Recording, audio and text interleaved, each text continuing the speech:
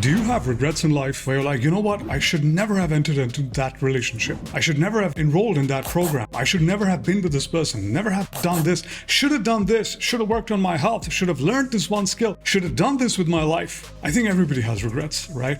And while I'm not much of a fan for regrets, in today's video, I share with you 5 skills I wish I knew back when I was 18.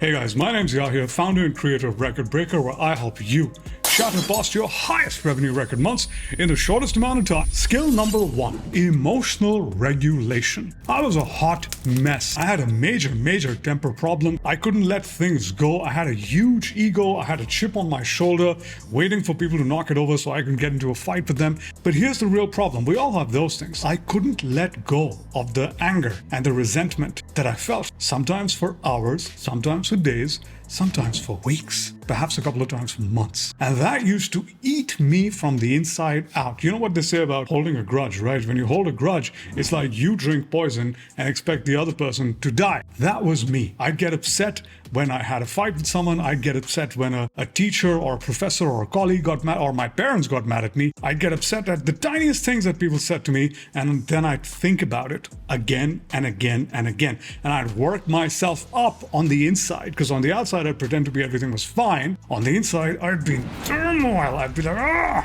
why did they do that? Why did they say that? How can they not see that I'm not like that? I had a lot to prove to the world. But in reality, I had a lot to prove to myself. I didn't think I was good enough. And so emotional regulation, boys and girls, being the ability to snap out into a highly dysfunctional emotional state and the window of time it takes us to snap back into equilibrium, into being normal, is what emotional regulation did for me. It is one of the things it took me the longest to learn. But today, if you ask your kids to imagine a world where their dad, me, I had a temper problem, they'd say, hell no. Our dad does not have a temper problem. That is the extent to which I handle that. Now, I still get upset. I mean, I run 2 businesses. Obviously, things go wrong all the time. It just doesn't take me that long to process the emotion. It's pretty simple. All you need to do is to sit with the emotion, let it go through you, and let it out. The big mistake I was making was I was trying to suppress the emotion, because that's what we're taught, right? You can feel horrible on the inside, but you got to pretend like everything's cool, everything's copacetic, everything is good to go. That's horrible. That hurts us. Skill number 2, boys and girls, is the ability to influence someone. I like to call it sales because it is essentially selling skill. Some of this, man. The ability to win someone over to your point of view without shaming them or guilting them or manipulating them or leveraging. Back in my teens, I could win an argument hands down. I was very good at speaking. I used to do very well in debates and speeches. I was in lots of societies and I could do all of that. But here's the thing. Back then, my approach was to bulldoze the other person with my point of view. And so while I won the argument, I lost the heart.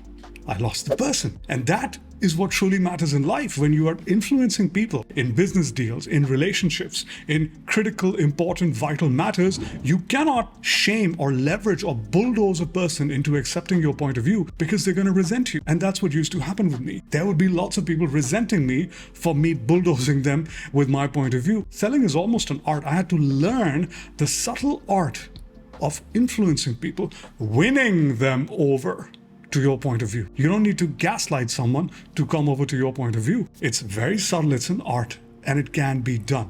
And there's tons and tons of books I had to read on these, tons of programs I had to take, tons of courses I had to do. But quite frankly, there was tons of life that I had to live and observe how people interact with each other and figure people out, reverse engineer, speak in terms of the other person's benefit, which is literally what I teach my clients today. If you talk to people in their terms, in terms of their benefits, and cater to the fact that people are inherently selfish, you're always going to win them to your point of view. Moving over to skill number 3, the ability to zoom out. This one's big. Back in my teens, I was too hyper fixated. I was too micro. I would zoom in, just like with emotional regulation, the tiniest things would upset me because I would think about them and I'd mull over them. Why did they use that word? Why did my friend do this particular action? The micro. And so you think about it.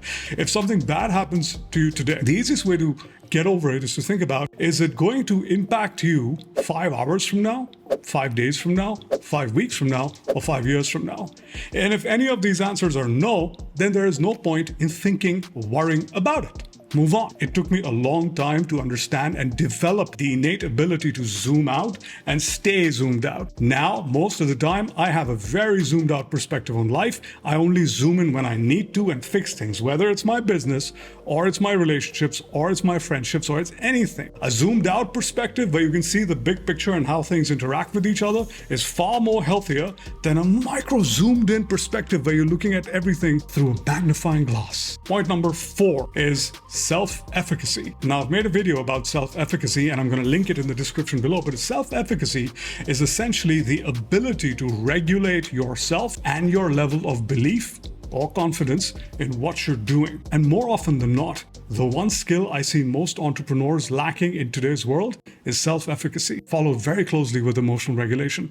I have seen fantastic businessmen burn their businesses to the ground and destroy themselves because they couldn't handle their emotions. They felt their anger too deeply, they felt their sadness too deeply. So self-efficacy is the ability to monitor yourself, your performance, your metrics, your emotions, and administer solutions and remedial measures as and when required to stay the path. A lot of people call this discipline, a lot of people call this commitment and the willingness to execute and go through. Essentially, self-efficacy is the belief that things are going to be fine. There is no reason to lose your shit.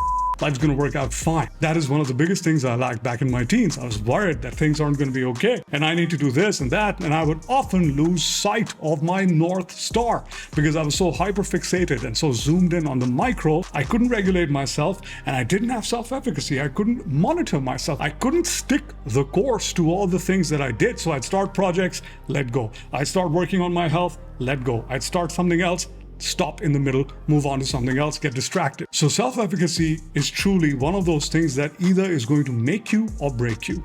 Point number 5, self-programming. You know, when we're raised, we're indoctrinated, or society and our parents and people dump all of these perceptions and worldviews on us, right? This is good, this is bad. Stay away from strangers, don't do this, don't do that. Save for a rainy day, blah, blah, blah. All these things that do not help us, they do not serve us, and they scare us. We're programmed by society. We're programmed by our parents, our teachers, our friends, our cousins, our neighbors, our aunts and uncles, and everybody else in between. We need to have and know the ability to reprogram all of that, get it out of our systems. It is not until I learned meditations and self-reprogramming that I was able to break some of my biggest mental blocks. Some of them being, I'm not good enough to make money. I'm not worthy enough to run a business. I'm not smart enough to figure things out. I can't have a physique and make money at the same time. I can't be there for my kids and my family and have a thriving business at the same time. You name it, and I've had that belief. And I've had my entire journey of having to reprogram myself, all these various aspects of thought, states of mind, feelings I had, and then inevitably the behaviors I would indulge in. Because at the end of the day, any behavior or addiction that we don't want is essentially a behavior we are indulging in because of a bad belief that we have about it. No compulsive overeater likes overeating. They don't even realize they're doing it. No compulsive gambler or any sort of addict engages in that activity because they like it. It's a coping mechanism, it's a defense mechanism. And so boys and girls, these are the 5 skills I wish I knew back at 18. Leave a comment down below and tell me what skill resonated with you the most. I'm out of here. I'll see you in the next one. Bye-bye.